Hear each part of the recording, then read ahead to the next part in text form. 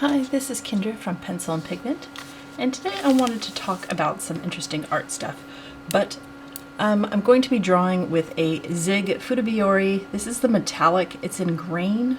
I never use this. Metallic pens, yep. I'm not good with pens. I'd like to get better with pens, and the only way I know how to do that is to keep practicing. So I'm going to do a portrait with some nature stuff, which is why I'm doing green. But this is the only one I have that's metallic. I have a second one. I think this is cobalt blue. I have two of these. I believe they came in an Artbox subscription, but I realized very quickly that Artbox subscriptions aren't for me. So, and I've had this, I think, 7 years. So it's, it's time to use these things. What I wanted to talk to you about today, there's a lot of talk about sort of putting yourself out there, putting your art out there, making sure, I love starting with eyeballs, making sure you get seen, you get noticed. I want to talk about the opposite of that. And that would be knowing when to hold back and knowing when to keep something private or keep something for yourself. I think it's very important as artists to get your stuff out there in the world if it is something you want to make a career out of for exposure and recognition and things like that. But there isn't a lot of chat about when not to do it, or how not to do it, or why you wouldn't want to. And I think it's important for artists to understand and realize that not everything is for the public, that it's okay to keep parts of yourself, parts of your art, parts of what you're working on just for you.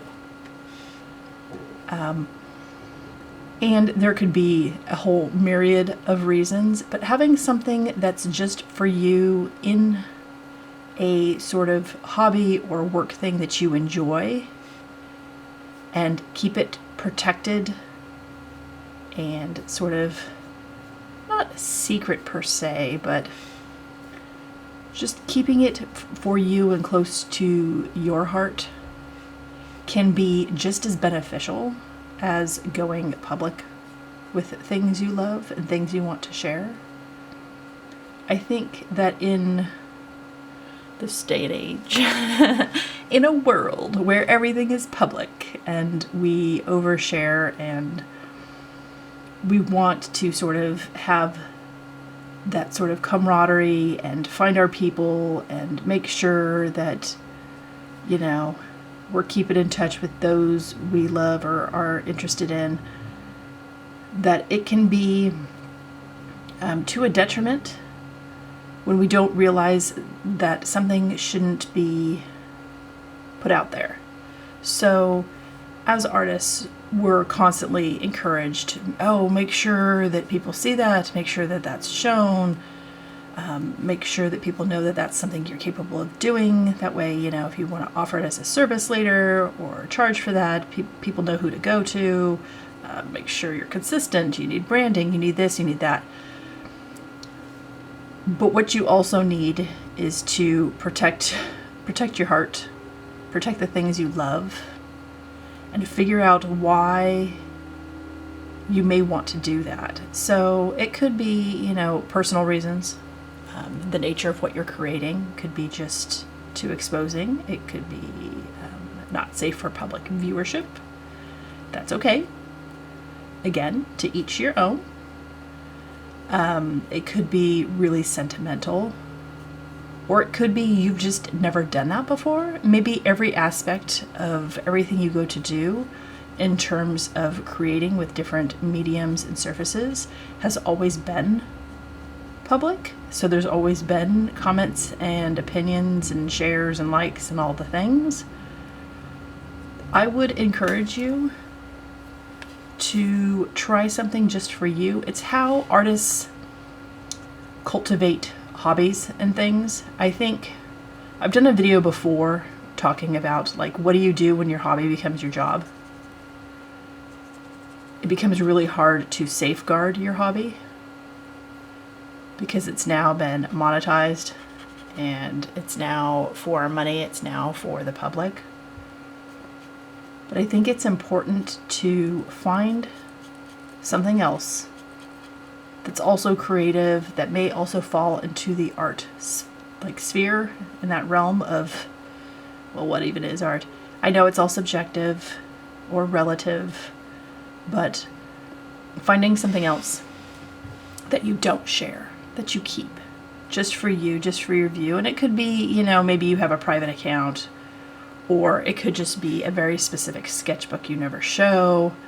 I am speaking on this from the point, assuming that you have social networking, assuming that maybe you have a YouTube channel, or that you have quite a large amount of art that you create, so there's always things for folks to comment and make opinions on.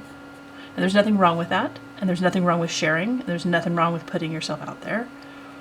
I would just recommend finding a little extra something just for you and be selfish with it, and keep it close to your heart, keep it protected.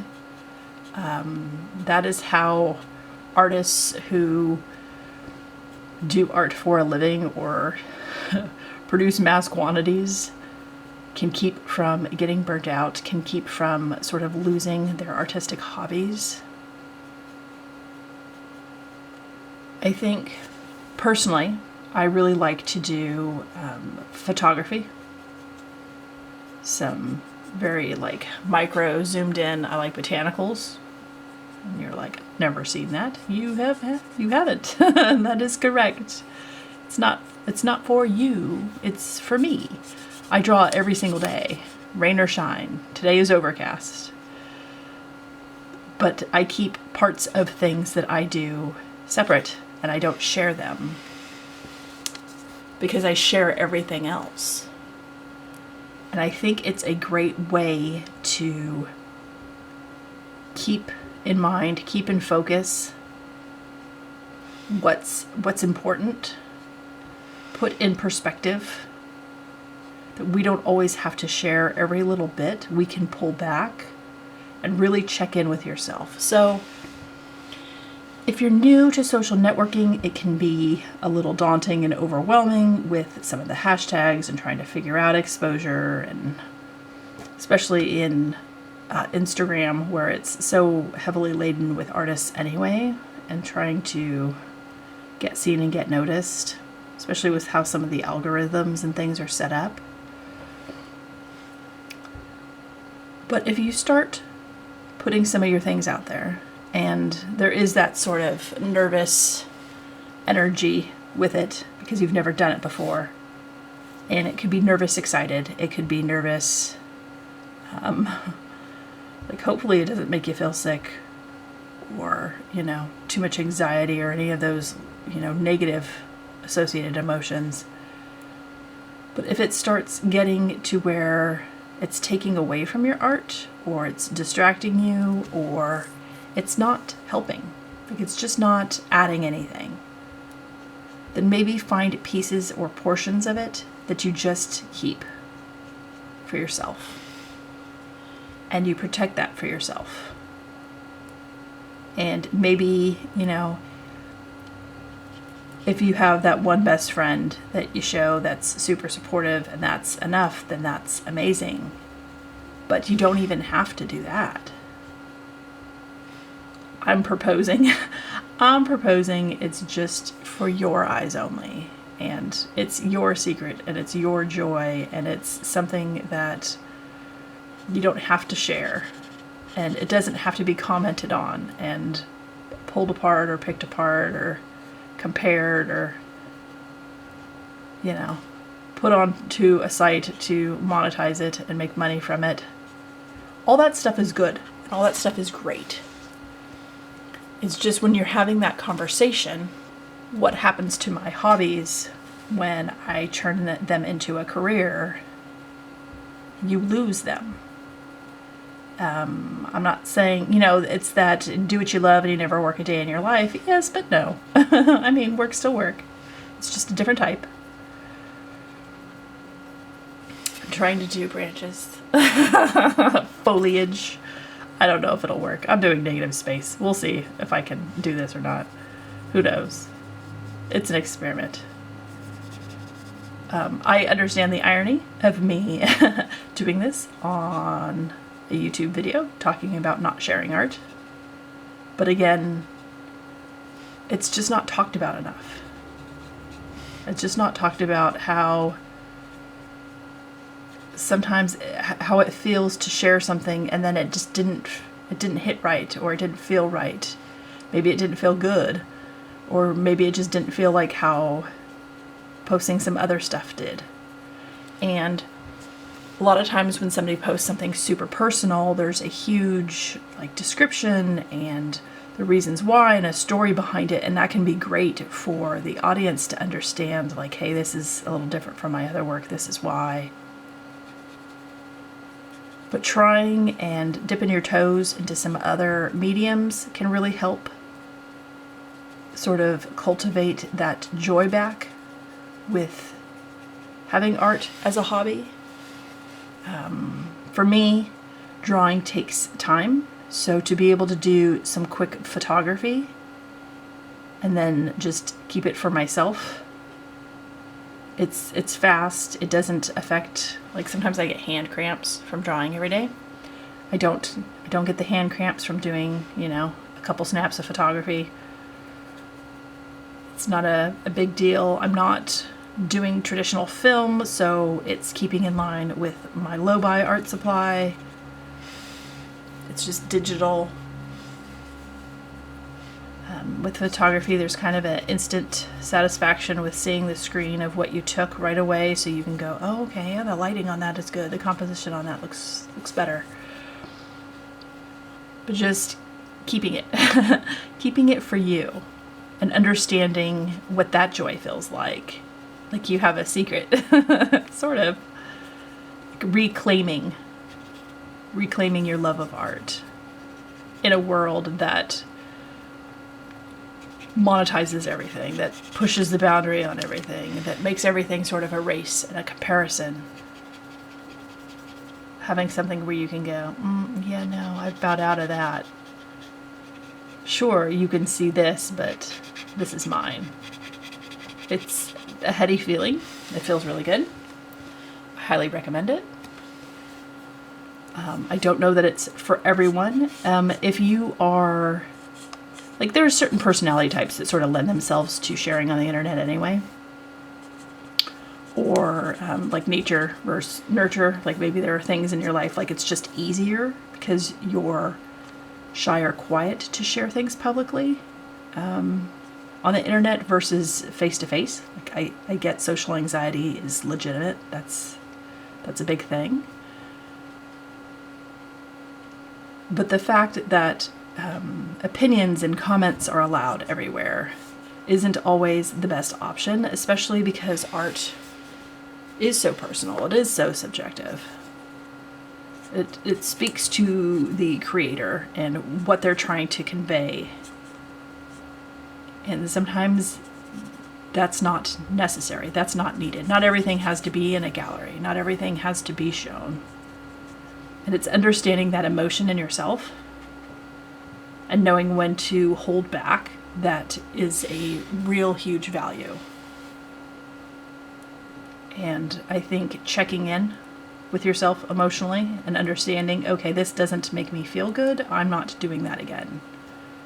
And really identifying and sitting with yourself and sitting with your thoughts and asking yourself these tough questions. Did that feel good? Did that feel right? Did that feel like it was adding to my art experience to share this? Am I finding like-minded individuals? Am I finding my people? Am I getting commissions and work from sharing this stuff? Or did this feel like it didn't feel good? That just felt personal, and that should have been something I kept for myself. And understanding that and what that looks like. And maybe that's around a certain subject matter that you create, or maybe it's around a certain medium that you don't feel comfortable with yet. It's okay to not publish your finished, brilliant, best pieces of art. They always say only post your best, but you don't have to do that. Like, it's okay to show your works in progress, to show your rough sketches, to show scribble thumbnails. Like, other artists want to see that too, but that is a very personal part of your process. Keep it for you. Understand how that makes you feel, and then keep it. It doesn't have to go to the public. Now, if you have other people that you have to check in with, a publisher, a promoter, like illustration agents, things like that, they may have different levels of recommendations. But again, communication with them as well as with yourself can be something that is equally important. And knowing that, hey, like, I really enjoy this.